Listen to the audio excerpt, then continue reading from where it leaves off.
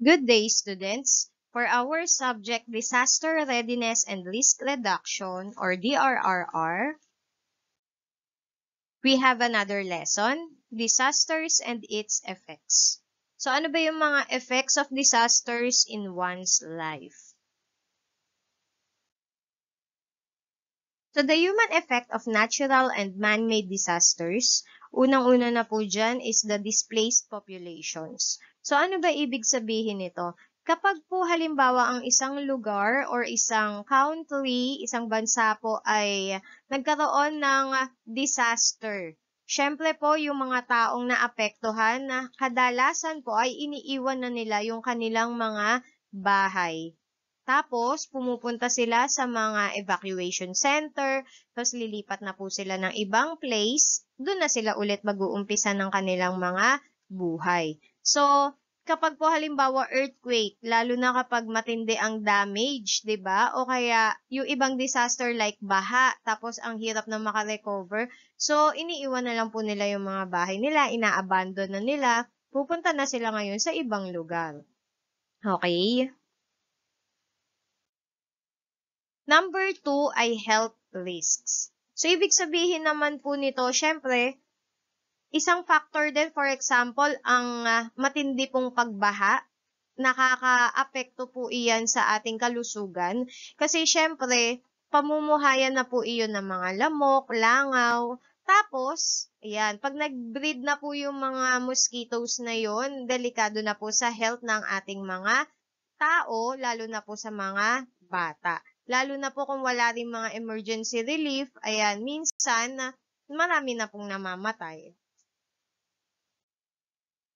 The third human effect is the food scarcity. So, syempre, epekto po ng disaster ay yung kulang ng mga food supplies. So, marami pong tao yung mga nagugutom dahil nga po, alimbawa, sa mga palayan, lalo na yung mga may bukid, nade-destroy na po yung kanilang mga tanim. So, ngayon, yung impacts po ng hunger, okay, halimbawa natapos na yung earthquake, typhoon, or hurricane, napakalaking epekto po yun sa child development. Kasi yung gutom po ay iba po talaga, lalo na sa mga bata. Iba ang epekto.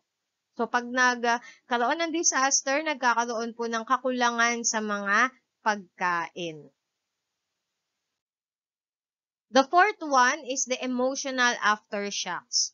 So marami po na natotrauma, lalo na po yung mga bata, na pag naisip nila na nasira yung bahay nila dahil sa earthquake o kaya po dahil sa bagyo, natotrauma po sila. So kapag nakita nila mismo or nasaksihan nila na meron pong destruction sa kanilang mga bahay, tapos namatay pa yung mga kaibigan nila or pamilya, 'di ba? Na nakakapag-develop po iyon sa mga bata ng PTSD. So, ang ibig sabihin po ng PTSD is Post-Traumatic Stress Disorder.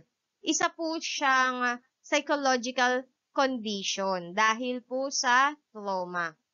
Kaya po yung mga bata na nagsasuffer po sa PTSD, syempre mas malaki po yung emotional distress na nararamdaman nila.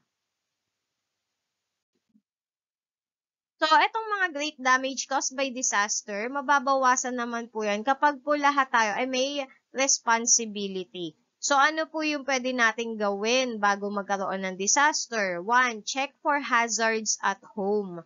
So, ano ba yung pwede nating makita sa mga bahay na pwede pong maging hazards? Dapat po, ma-double check na natin. Identify safe place indoors and outdoors. Siyempre po, pagpaplanuhan din po yan ng buong pamilya. Ito yon. Number 3, educate yourself and family members. So, kaya po tayo may subject na disaster readiness and risk reduction para nga po maiwasan yung nagpapanik din po tayong mga tao at yung magiging epekto po ay malesen sana natin. Hindi man totally mawala, pero mabawasan po. Makapag-identify tayo kung saan mas safe sa loob ng bahay natin, ganun din po sa labas. And then, dapat po bawat pamilya ay meron tayong disaster kits or supplies. Yung iba po nilalagay po sa bag, ano yung pwedeng laman ng ating mga disaster kits or supplies.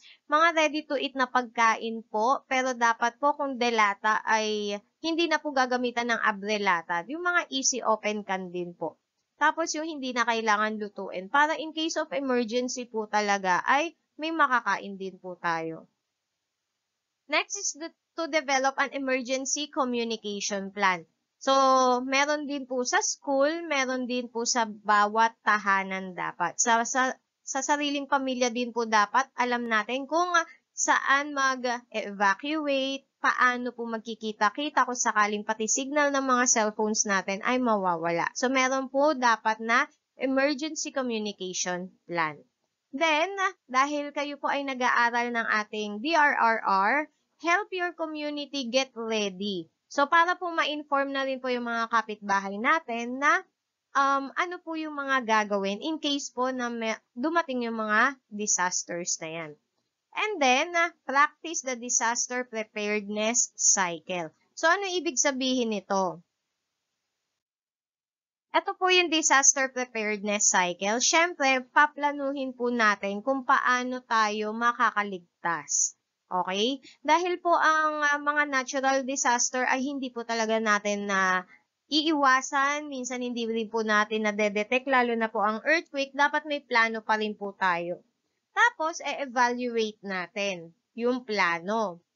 Tapos, i-exercise, practicein po natin. Ganun din po pagte-train. Okay? And then, ito din pong plano ay i-organize din po and equip. Tapos, plano po ulit. And then, iti-train din po tayo lahat ng mga sa pamilya natin. Okay? So, yan po yung disaster preparedness cycle. Yun lang po. Thank you.